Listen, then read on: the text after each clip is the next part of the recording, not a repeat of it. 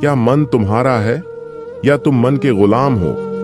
क्या कभी ऐसा हुआ है कि तुम शांति चाहते हो लेकिन मन गंदे, डरावने, अशांत विचारों से भर जाता है? क्या कभी लगा है कि शरीर शांत बैठा है पर मन कहीं और भटक रहा है? यही सवाल था अर्जुन के जीवन का सबसे बड़ा संघर्ष। अर्जुन, उम्र करीब 22 साल, आंखों में सपने थे लेकिन मन में तूफान।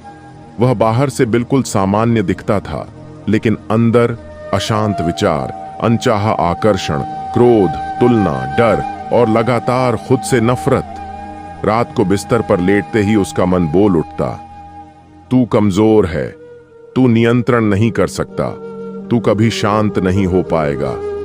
अर्जुन करवट बदलता, आंखें बंद करता, लेकिन विचार और तेज हो जाते। उसने खुद से पूछा, क्या मैं इतना कमजोर हूं या मेरा मन ही मेरा दुश्मन है? एक दिन हार कर अर्जुन शहर से दूर एक पुराने बोधिवन पहुंचा। वहां एक वृद्ध भिक्षु ध्यान में बैठे थे, चेहरा शांत, सांस स्थिर, आंखों में असीम करुणा। अर्जुन उनके सामने बैठ गया और पहली बार फूट फूट कर बोला, महाराज, मेरा मन मेरे काबू में नहीं है। गंदे विचार आते हैं, क्रोध आता है, मैं खुद से हार गया हूं। भिक्षु ने आंखें खोली, हल्की मुस्कान आई और कहा, अर्जुन, बुद्ध ने कहा था, जिसने मन को जीत लिया उसने संसार जीत लिया। बुद्ध का पहला शक्तिशाली नियम 1, मन को दबाओ मत, उसे देखो। भिक्षु बोले, तुम मन से लड़ रहे हो इसलिए हार रहे हो। अर्जुन चौंका, लेकिन गंदे विचारों से लड़ना गलत है क्या?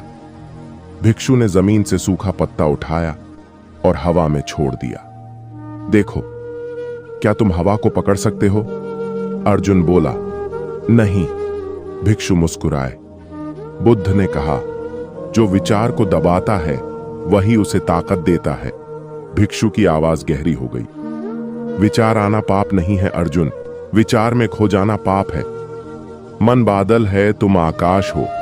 बादल आते जाते रहेंगे लेकिन आकाश स्थिर रहता है। भिक्षु ने कहा, आज से जब भी गंदा, डरावना या अशांत विचार आए, बस इतना कहना, मैं इस विचार को देख रहा हूं। न रोको, न दबाओ, न शर्म करो, बस देखो और छोड़ दो। उस रात अर्जुन ने आंखें बंद की। विचार आए लेकिन उसने लड़ाई नहीं की, वह बस देखता रहा। धीरे धीरे विचार कमजोर होने लगे, जैसे आग को लकड़ी न मिले। पहली बार उसने भीतर हल्की शांति महसूस की। भिक्षु की आवाज उसके कानों में गूंज रही थी, मन को देखना सीख लो अर्जुन, क्योंकि जो मन को देख सकता है वही मन का मालिक बन सकता है। क्या हर चाह जरूरी है या हर चाह एक बंधन? क्या तुम्हें लगता है कि तुम्हारी सारी परेशानियों की जड़ लोग हैं या हालात हैं? लेकिन अगर मैं कहूं तुम्हारे दुख की असली जड़ तुम्हारी इच्छाएं हैं, तो क्या तुम यह सच सुनने के लिए तैयार हो? अर्जुन को थोड़ी शांति मिली थी, लेकिन मन पूरी तरह शांत नहीं हुआ था। अब विचार बदल गए थे। गंदे विचार कम थे, लेकिन इच्छाएं बढ़ गई थीं। मुझे यह चाहिए, काश वो मिल जाए। अगर ऐसा हो जाता तो मैं खुश हो जाता। अर्जुन ने खुद से कहा, यह तो नॉर्मल है, इच्छा के बिना जीवन कैसा? लेकिन फिर उसी इच्छा के पीछे बेचैनी, तुलना और दुख आ जाता। अगली सुबह अर्जुन फिर भिक्षु के पास पहुंचा। उसने पूछा, महाराज, विचारों को देखना तो सीख रहा हूं, लेकिन 3 इच्छाएं वो मुझे चैन नहीं लेने देती। भिक्षु ने उसे देखा और पूछा, अगर आज तुम्हारी सारी इच्छाएं पूरी हो जाए तो क्या कल तुम्हें नई इच्छा नहीं होगी? अर्जुन चुप हो गया। बुद्ध का दूसरा शक्तिशाली नियम 2, इच्छा को पूरा करने की नहीं, समझने की जरूरत है। भिक्षु बोले, बुद्ध ने कहा, इच्छा नदी है, जो जितना पियो उतनी और गहरी हो जाती है। अर्जुन बोला, तो क्या इच्छा छोड़ देनी चाहिए? भिक्षु मुस्कुराए, नहीं, इच्छा छोड़नी नहीं है, इच्छा को अंधा मत बनने दो। भिक्षु की आवाज धीमी और गंभीर हो गई। हर इच्छा के पीछे एक भ्रम छुपा है अर्जुन। यह मिल गया तो मैं खुश हो जाऊंगा, लेकिन बुद्ध कहते हैं खुशी बाहर नहीं, भ्रम के पार है। भिक्षु ने एक कहानी सुनाई। एक बार एक हिरण जंगल में पानी पी रहा था। उसे पानी में अपना प्रतिबिंब दिखा। उसे अपने सींग पसंद आए, लेकिन टांगें कमजोर लगीं। शेर आया, हिरण भागा, सींग झाड़ियों में फंस गए और वही सुंदर सींग उसकी मौत का कारण बने। भिक्षु बोले, अर्जुन, जो हमें सुंदर लगता है वही कई बार हमारा बंधन बन जाता है। अर्जुन को अपनी जिंदगी याद आई। ज्यादा पाने की चाह, लोगों से आगे निकलने की इच्छा, मान सम्मान, आकर्षण। हर इच्छा के बाद थोड़ी खुशी, फिर डर, फिर बेचैनी, फिर खालीपन। उसने धीमे से कहा, तो क्या मैं हमेशा ऐसे ही फंसा रहूंगा? भिक्षु ने कहा, हर इच्छा आने पर खुद से सिर्फ एक सवाल पूछो, अगर यह इच्छा पूरी न भी हुई तो क्या मैं जीवित नहीं रहूंगा?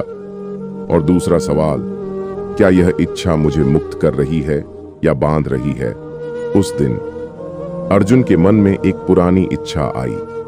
वह रुक गया, सांस ली और पूछा, अगर यह नहीं मिला तो क्या मैं टूट जाऊंगा? मन चुप हो गया। इच्छा पहली बार कमजोर पड़ गई। भिक्षु की अंतिम पंक्ति, अर्जुन, इच्छा को मालिक मत बनाओ, उसे अतिथि की तरह आने जाने दो, क्योंकि जो इच्छा का दास है वह कभी शांत नहीं हो सकता। क्या तुम्हारा क्रोध तुम्हारी शक्ति है या तुम्हारी हार? क्या कभी ऐसा हुआ है कि एक पल में तुम शांत थे और अगले ही पल तुम्हारा क्रोध सब कुछ जला देता है?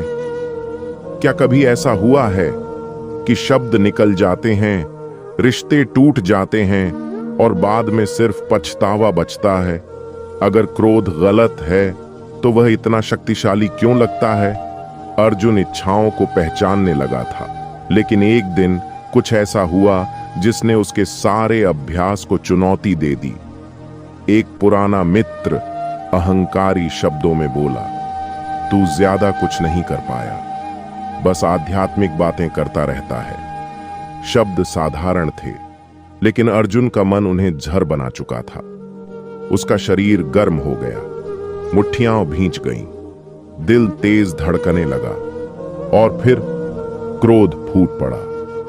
अर्जुन ने तीखे शब्द कहे, वो शब्द तीर बन गए। दोस्ती में दरार पड़ गई, वातावरण भारी हो गया और कुछ ही पलों में सब खत्म। रात को अर्जुन अकेला बैठा था, मन भारी था, आंखें नम थीं। मैं इतना अभ्यास कर रहा हूं, फिर भी मैं हार गया। शायद मैं बदल ही नहीं सकता। अगली सुबह अर्जुन भिक्षु के पास पहुंचा। आवाज कांप रही थी, महाराज, क्रोध ने सब बिगाड़ दिया, मैं खुद से हार गया। भिक्षु शांत थे और बोले, नहीं अर्जुन, तुम क्रोध से नहीं हारे, तुम प्रतिक्रिया से हारे हो। अर्जुन ने सिर उठाया। बुद्ध का तीसरा शक्तिशाली नियम, नियम 3, क्रोध को रोको मत, प्रतिक्रिया को रोको। भिक्षु बोले, बुद्ध ने कहा, क्रोध आना स्वाभाविक है, लेकिन प्रतिक्रिया देना वैकल्पिक है। क्रोध ते आग, प्रतिक्रिया एचएटी पेट्रोल। तुम आग को नहीं रोक सकते, लेकिन पेट्रोल डालना रोक सकते हो। भिक्षु ने पूछा, जब किसी ने तुम्हें अपमानित किया तो तुम्हें क्रोध किसने दिया? अर्जुन बोला, उसने। भिक्षु मुस्कुराए, नहीं, तुम्हारी अपेक्षा ने।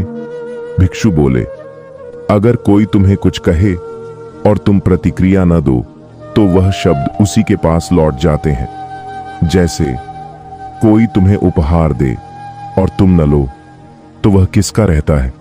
अर्जुन की आंखें खुल गईं। भिक्षु ने कहा, जब भी क्रोध आए 3 सांसें लो। 1 गहरी सांस, 2 धीमी सांस, 3 शांत सांस, और मन में कहो, मैं प्रतिक्रिया नहीं कर रहा। बस यही अंतर है ज्ञान और विनाश में। कुछ दिन बाद वही मित्र फिर मिला। तंज कसा, व्यंग्य किया। अर्जुन का क्रोध उठा, लेकिन उसने सांस ली। 3 सांसें, मन शांत, शब्द रुके और पहली बार क्रोध हार गया। अर्जुन जीत गया। भिक्षु की अंतिम आवाज। अर्जुन, जो क्रोध में भी मौन रह सकता है वही सच में शक्तिशाली है, क्योंकि क्रोध को जीतना नहीं, प्रतिक्रिया को छोड़ना मुक्ति है। क्या डर सच में बाहर है या तुम्हारे भीतर? क्या तुम बहादुर दिखते हो लेकिन अंदर से डरते हो? क्या तुम हंसते हो लेकिन भीतर एक अनजान डर पलता रहता है? अगर डर सच में इतना ताकतवर है तो बुद्ध ने उसे भ्रम क्यों कहा? अर्जुन को क्रोध पर थोड़ी जीत मिल चुकी थी, लेकिन रातें अब भी कठिन थीं। अकेलेपन में मन सवाल करता, अगर मैं असफल हो गया तो? अगर लोग मुझे कमजोर समझने लगे तो? अगर मेरा भविष्य अंधकारमय हुआ तो? ये डर चिल्लाते नहीं थे, बस धीरे धीरे अर्जुन की ऊर्जा चूस लेते थे। वह बाहर से शांत दिखता, लेकिन अंदर एक अदृश्य कंपन था। एक शाम अर्जुन चुपचाप भिक्षु के पास बैठा रहा। काफी देर बाद बोला, महाराज, मैं क्रोध को रोक लेता हूं, इच्छा को पहचान लेता हूं, लेकिन डर, वह बिना आवाज के मुझे कमजोर कर देता है। भिक्षु ने आकाश की ओर देखा और पूछा, अर्जुन, तुम किस चीज से डरते हो? जो हो रहा है या जो हो सकता है? अर्जुन ठहर गया। बुद्ध का चौथा शक्तिशाली नियम, नियम 4, डर भविष्य में रहता है, सत्य वर्तमान में।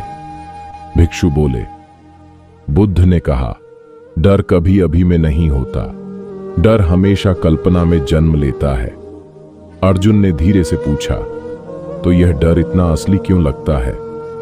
भिक्षु मुस्कुराए, क्योंकि तुम भविष्य को बार बार मन में जीते हो। भिक्षु की आवाज धीमी और स्थिर थी।